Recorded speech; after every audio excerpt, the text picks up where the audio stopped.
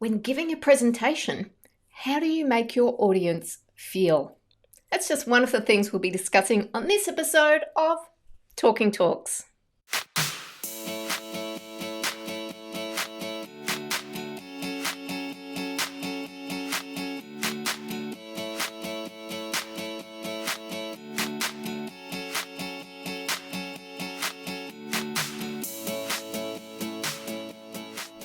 Hello and welcome to Talking Talks, a behind the scenes look at how great presenters make great presentations.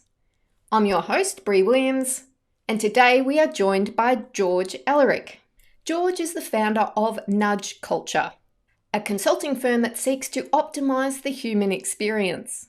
A behavioural scientist, ethics lecturer, and comedian, George has presented twice at TEDx events and is currently working on a book that explores human behaviour, cultural theory, and anthropology. It's called Apes in a Void and is due out in 2022.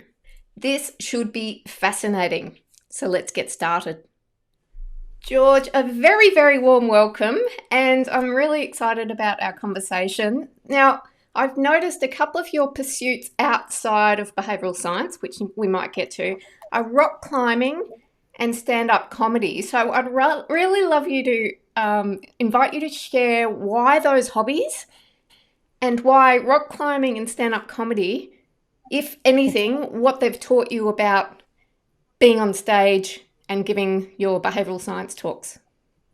Yes, that's a great question. And by the way, thank you for having me. This is an amazing platform, I think, for exploring conversations that can hopefully be transformational for people. So I think that's a really good question. I've been rock climbing for about 12, almost 13 years now. And I've actually worked in different places teaching how to rock climb. And one of the things that I think in terms of its relationship with even, let's say, speaking on stage or behavioral science, or even its connection to comedy, is always about pushing your limits, or at least finding your limits. You know, if you end up falling off of a mountain, you found your limit. And, you know, it is definitely something that you do come face to face with your mortality, not in the same way that you would in comedy, unless people are throwing, you know, like a chair at you versus a tomato, you know. So I see that there is a direct relational link between, let's say, rock climbing and behavioral science and doing stand-up, because in rock climbing, it's a relationship between me and myself and nature. And then also on stage, it's the relationship I have between my comedy, as well as that being mediated by whether or not I think I'm funny versus whether the audience thinks I'm funny. And then also behavioral science, as in, are these nudges, are these behavioral frameworks going to work? And do they actually understand behavior in the context that they're trying to nudge or optimize? That's so interesting, because as soon as I saw, your bio and read a little bit about you, I thought, oh, this guy just loves adrenaline. And so it's all just going to be about the stagecraft. I mean, you touched on pushing your limits and that sort of thing, but the relational element I find fascinating, because I've never thought of rock climbing as necessarily giving you a feedback loop, but in those other environments, you are very much relying. So nudges, will they work, and what's the feedback loop? And stand-up comedy has a very immediate feedback loop as well. You know, sometimes I think when we hear the word feedback loop, we automatically think of a circuitous dynamic, right? It's going to somehow lead back to itself. And sometimes I don't think it necessarily needs to, especially when you're talking about something as fluid as trying to figure out where to put your next hand so that you don't die.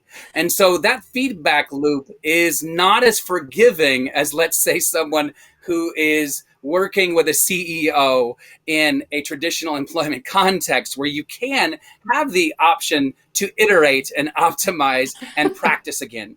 You don't have that same relationship or grace in the same way that you would. Or sometimes even when you are on stage, you don't necessarily always have the same type of forgiveness or the same type or opportunity for iteration because you're in that moment. You will later, but whatever happens in the moment, you don't have that same control that you would, let's say, in an environment where you're trying to develop behavioral frameworks. The stand-up comedy, did that precede your career in behavioural science? Has it been something you've been doing over a long period of time? Yes. So I've been doing stand-up comedy internationally. So I started out in London, actually. So my wife is from England. I'm originally from Los Angeles. We're back in Los Angeles now. But that's where it started, was in London. And the business has actually followed thereafter, but not very far after. And it's because of this connection between observation and observing human behavior that has actually kept me interested in the area of behavioral science and social psychology. So the through line for me, George, so far has really been that throughout your hobbies and career, it's really about observation and human behaviour and understanding that. Now, in terms of creating emotion in your audience, perhaps let's now talk more about your TEDx experience and perhaps those sorts of topics. What's your Yes. approach to structuring a presentation so that you hit the right emotional marks with your audience? So one of the things that I consistently ask, what are those universal experiences that we all have? What are those universal moments? What are those things that we really all either desire or that we all experience or that we all go through? And so that's always one element that I'm always trying to look for that people can actually try to relate for, is the universality of human experience. Because at the end of the day, I can share my own story, and that's great, and people might even resonate with it. But if I share my story from a universal place of not only is this my experience, but I understand what it is to go through something much more bigger than myself. And so it's trying to find that connection between myself and other people, if that makes sense. I love that, the universals of human experience, because I think sometimes presenters get that wrong and they just are talking about themselves without providing that bridge, and they lose the audience because it's like, oh, this person's just talking about themselves incessantly. And let's be honest, the people that really get thrown under the bus for that are extroverts, and that's where I'm coming from. But I'm an extrovert who really likes to find ways to connect to people. An empathetic extrovert, which I love. Now, I'm going to show a clip now of you on stage, and I thought what would be interesting was I'm going to start at the end point. So we'll see you concluding your talk, and then we're going to go to how you start the talk, because I'm really fascinated with how you architected to get from point A to point B. So let's have a look at you on stage, George. And if you do, if you decide to face your trauma head on, do not back down. Because lying on the other side of that first step is freedom, who has been standing there all along, who has been shouting in punctuated whispers, I am here, I am now, I am real. Come and embrace me. Thank you. Somebody in this room could walk away with an extra $100 in your pocket today. Fascinating, because it felt pretty heavy at the end. I mean, there was an energetic shift. It was very, very powerful stuff. But at the start of it, you're like coming out of the gate and really provoking them with something that seemed pretty funny. So yeah, talk us through that. So it's interesting that you caught that, because the architecture of how I started building that talk in particular had to do with actually doing research about a particular bias, which I explore more in that particular TED Talk. And that is the bias of affective forecasting, how we constantly are and consistently are relying upon our emotional expectations that we impose upon a future scenario. And what's even more interesting is that the research, as I was diving much more deeper into what drives us to do that, came to this realization that it was human trauma, that actually affective forecasting is a defense mechanism that we all use in such a way to try to avoid ever dealing from some form of trauma. And the trauma doesn't have to be huge. The trauma can just be some sort of unmet expectation. And so that's where it started for me. So then I said, okay, well, how can I work backwards? And that's my tendency, by the way. So I'm working on a book right now, and I'm working from the end to the beginning. Because for me, it's, well, what's my point? What am I trying to say? How am I trying to reach people? And I've got to be honest, I actually struggle most of the time trying to come up with the opening content. And so that's where I was working a lot with the TEDx team to try to hone that. And we were working on different ways in which to try to use different forms of behavioral science and research there. And, also trying to use a little bit of the comedy and to try to engage and provoke people.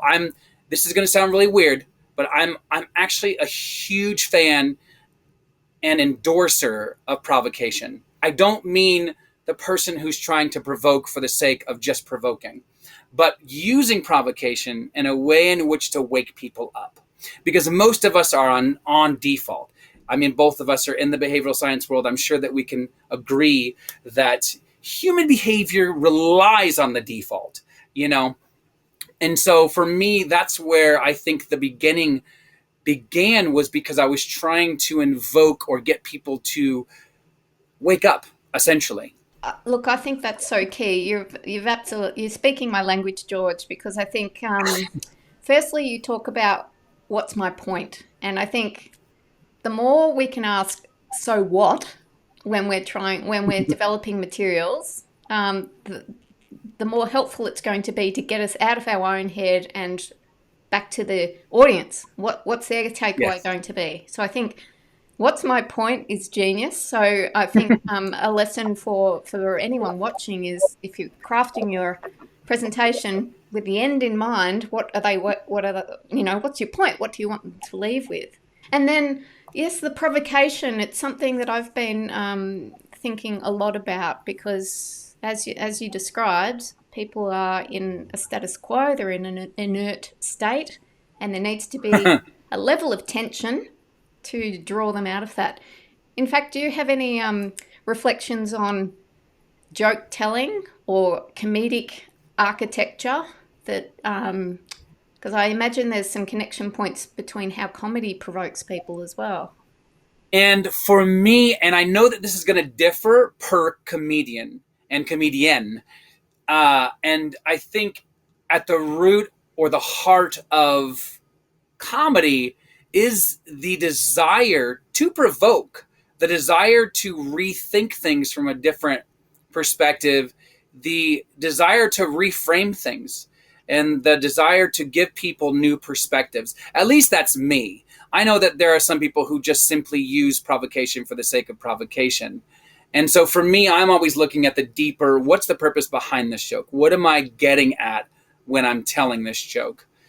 And I think a lot of comedians might actually benefit from using that as part of their process, not because it's mine, but because it's an age-old process. I mean, even the court jesters would sit around in their kind of quiet groups asking, how can we provoke the king?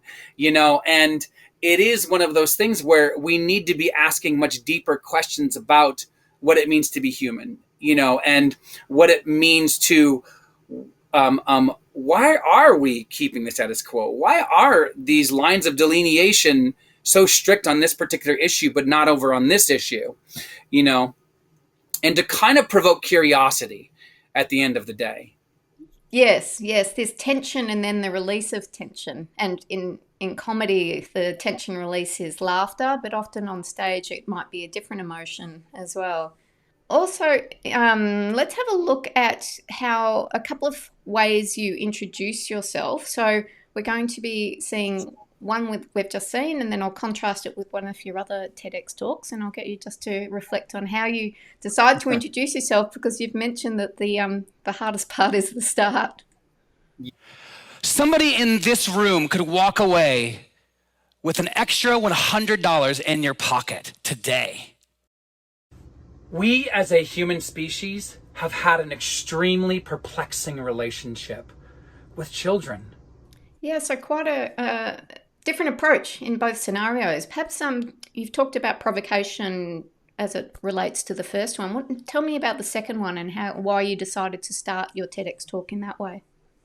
There were two different themes going on. And so I always think that I want everything to be a standalone. I think at the end of the day, I don't, and this could be just a personality thing of mine, is I get very bored very quickly if I see somebody using the same framework, the same template, the same ideological approach to speaking, or a way in which to try to reach people. So even in my own stand-up, for example, I'm not very good at using one joke at 5 different comedy clubs. For me, I get very bored of that process, and that's actually a very common technique for most comedians to actually do that, because they're trying to hone in on one particular joke and to try to get better at that. And I'm not against that.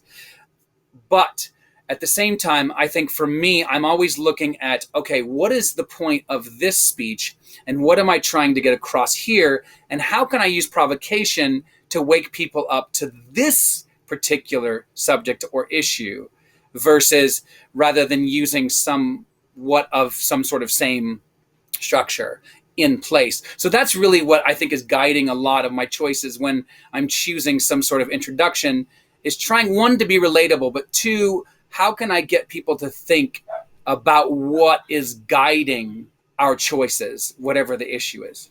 And tonally, they were very different as well. So the second one was that a function of it being virtual more so, or was it the tone you were setting? Yes, and I think that you actually have definitely figured that out. I mean, for me, even, for example, I'm doing stand-up comedy virtually, or at least during, the height of COVID, which, by the way, as an extrovert is extremely odd, extremely.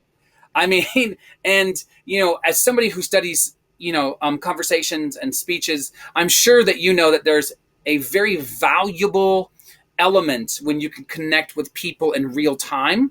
And I feel like even in that second one, I didn't have that. And so I think it definitely hit differently than, let's say, one where I was interacting and was able to interact with a live audience.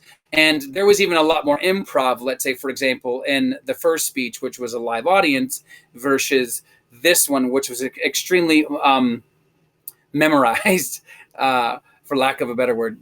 Well, and when you were talking about virtual, perhaps the concept that came to mind there was it is more like rock climbing, because you're not getting feedback necessarily from anything else. It feels like you're out there on a limb by yourself. But interesting you mention memorization, because I've got a clip of you in that same presentation, because I was interested in, for instance, because there's so much content to relate, whether you were scripted or whether you memorized it. So let's have a look at you just a little bit, talking deeper into the presentation. Or what about Malala Yousafzai, a victim of violence who is now advocating for educational access, no matter your gender or age? Yeah, so very quiet, very deliberate in your movements. Tell us a little bit about how you went about that. Oh man, so a little bit of behind the scenes on that, by the way. Please. So that was, I want to say that was like my 16th attempt. And I know that sounds like that's an exaggeration, but I was exhausted by then, to be honest with you. And it was very, very interesting, because I had actually already prescripted that whole speech, and I had already memorized it so much. But then at certain points, I was already very, very well aware of where I wanted to stop, where I wanted to try to stare into the camera and to try to imagine the camera was the audience. And so there is that point almost towards the end right there where I am kind of almost pausing, because I am trying to pause for effect there. Going even further behind the scenes, what was your setup? So this is one area in terms of speaking, I'm very strict on myself. So I make it a rule, and this might be because I do comedy. I don't like going up with a script. So I'm going up with all of that in my head. And so I had a massive, huge, extended tripod with my iPhone 11, just set up, lighting, and tamper with that. And 16 times you mentioned, whether that's accurate or not. Do you mean you ran through it end to end and recorded it each time? It was 99% all record, stop, record, stop, record, stop. So at a few points, I had to actually offload that on my phone because, of course, iPhone only has so much in memory. So I had to literally manually erase things. And so whether it was that exact number, I know it was in the teens for sure. But yes, so it was a lot of it was just, let's just do this. So that's kind of my personality. And that probably works with the rock climbing as well, is, hey, let's just do this. And then we'll figure out what happens in post. Yeah, I like that. So problem solve when you need to problem solve rather than necessarily. Yes, yeah. You raise a very interesting point in terms of fatigue. So when you're, particularly with pre-records, running over these sorts of things and getting increasingly fatigued, and that's very different from a live scenario as well. Certainly, I've experienced that. So talk me through a little bit about your energy management. And how you approach, for instance, filming day. When it's just me, I don't really have a great accountability. What I mean is I will just keep going. I will just keep going and going and going until I get it done. So I don't really have some sort of preset behavioral map of how I'm going to go about this, other than I need to record this, I've memorized this, I need to get it done. Whereas when I'm on stage, it's completely different. I'll make sure I'm ready for the stage, I'm hydrated, I've shaken hands with the right people, and I've gotten the words at the right spots that I need to emphasize, and the looks and the gazes and the pauses and everything in between. Whereas I found that at least with the virtual side of things, I need to work on that, even just for my own mental health, Absolutely. It's a very different beast, isn't it? And I think, you've had obviously so many years of experience of stagecraft and working the stage and that sort of physical environment. So yeah, the opportunity is to see how you can push the ledge, push the boundary, which you like to do in your virtual presentations. And I can't have you on Talking Talks without talking about behavioural science. And you just mentioned behavioural mapping. With your knowledge of biases, heuristics, how people, take information, how they reject information, how does that flavour language that you use or structures you use in your presentation, slides that you use? So how do you overlay what you do with the behavioural science subject matter expertise that you have?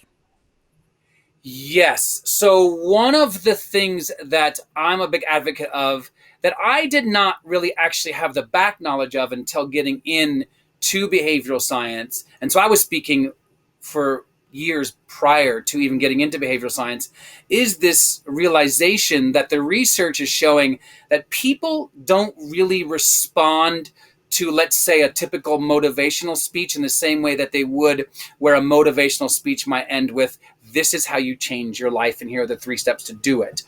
And so a lot of the research is showing now that even though people will respond initially to inspirational speeches, nothing will happen in terms of transformation. And so what they've also found as part of that same research is that the way to do that is to offer people tangible, concrete, step-by-step, this is how you change this particular behavior. This is what this looks like. And so that for me has been a huge game changer in how I've applied behavioral science in my own ways and my own structure and architecture of building out a speech. And like you said about linguistic choice, I do think people need to take time to choose words that will have the highest impact. And there's a tendency or a temptation to just choose, how can I say this? Because this is going to sound like it's an attack, but where people will choose just words over words that have weight to them. And so, I do think, and let me flesh that out a little bit more, is, people will just come at speeches sometimes very conversationally. And I'm not against the vulnerable aspect to that. I'm very much pro vulnerability. I mean, I think that's working today. I mean, that works in the marketing world. That's working, and even, what Hulu and Netflix and all of these streaming platforms are producing in the way of people want to connect on a vulnerable level. But I think sometimes people don't think through the impact of the chosen word and realize that sometimes that there's much more power and influence in the way in which we can articulate and the ways in which we can structure what we want to get across versus just getting something across speedily. Is there an example that you have in mind around that? Yeah, so I think, people talking about, let's say, well, I mean, I can choose my own speech. Sorry, this is very egotistical, I guess. Is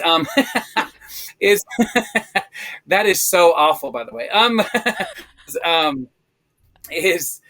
Is I can sit here and talk about trauma, and I can sit here and talk about my own personal experience with trauma, and I can hyper focus on just my own baggage, or I can also interlace that with what the research is showing. And I'm not saying that people need to somehow use research in every talk. I'm saying that they can try to find a way in which to create a tangible map, a tangible roadmap for people to understand. So what I'm really saying is that some people will talk and they won't have a direct purpose behind what they're trying to get across. It'll be vulnerable, it'll be real, it'll be honest, and some people will resonate it, but at the end of the day, there's no practical, valuable steps that people can actually walk away with. And I think that those speeches, this is going to sound extremely condemnatory, and I don't mean to, but I do think that those types of speeches lack something. And I think that if you look back through history, a lot of the speeches that we look up to are the ones that in some way, shape, or form provide people a next step. Even if that next step starts from a moment of inspiration, it's still giving them a next step to move to.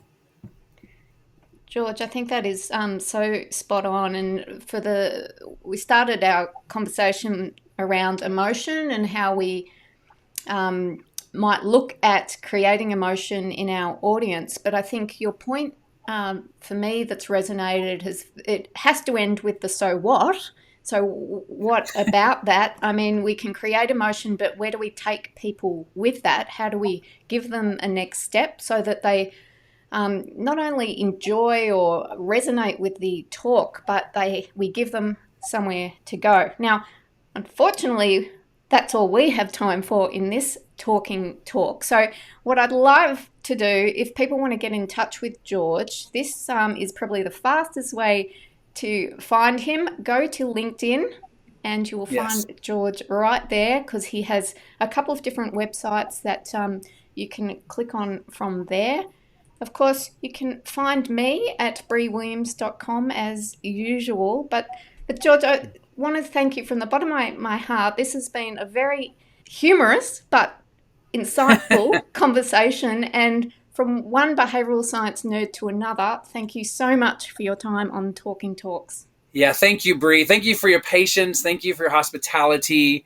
Thank you for, in the midst of what seems global crisis, that you are bringing people together through this. So I just appreciate you. Thank you, George.